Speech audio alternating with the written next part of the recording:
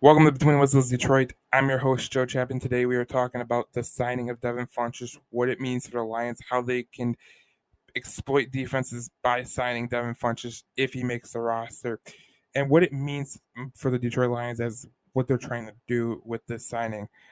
Let's start about Devin Funchess. He's a guy who's played 6 years in the league. He played with Carolina, was drafted by Carolina.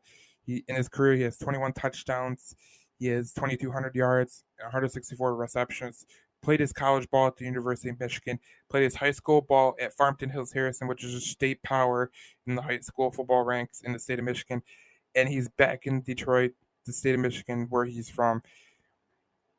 This is a brilliant signing by the Detroit Lions. It shows that they are willing to kick the tires. There's no risk in this signing. They ain't signing for a big amount of money. They signed him for a short amount of money. And when you look at this, it shows that Brett Holmes is willing to take these calculated risks that could pay off big time. When you look at Devin Funchess, if he made the roster, he's your second tight end. Would be an absolute game changer in terms of matchup problems that you can present.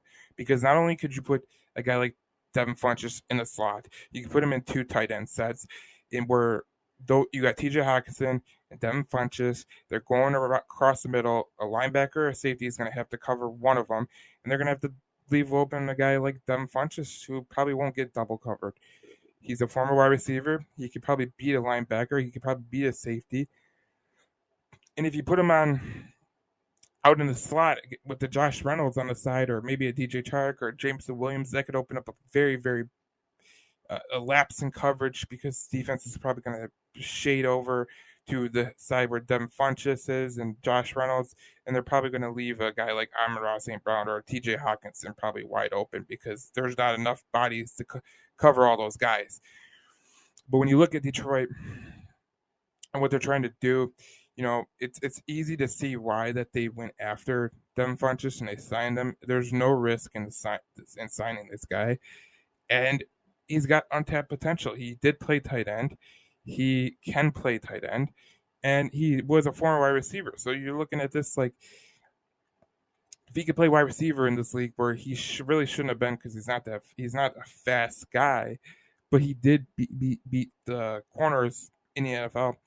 It shows that he could probably beat the linebackers, the safeties in the NFL, and that's a really good sign. And when you pair him with T.J. Hawkinson, it could open up matchup problems up the wazoo because you're going to have a guy like Devin Funchess, a guy like T.J. Hawkinson, maybe on the field or to a tight end side, and you probably got a guy like DJ Chark or Josh Reynolds with a Amon St. Brown and maybe a Jameson Williams, and you got matchup problems galore because one of those guys is going to be single covered. And I got to imagine that if it was a guy like Josh Reynolds, I think Jared Goff could hit him in stride.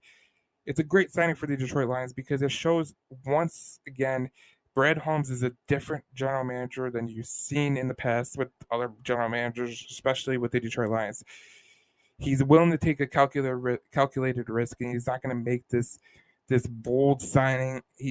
They're still in the rebuilding stages. They're still making the strides to become a better team, but he's not gonna make a stupid decision for nothing. He's made some calculated decisions that could pay off big time, or they could backfire. But this is a good sign for the Detroit Lions going forward. And this is Between the Whistles Detroit. Please like and subscribe to our video.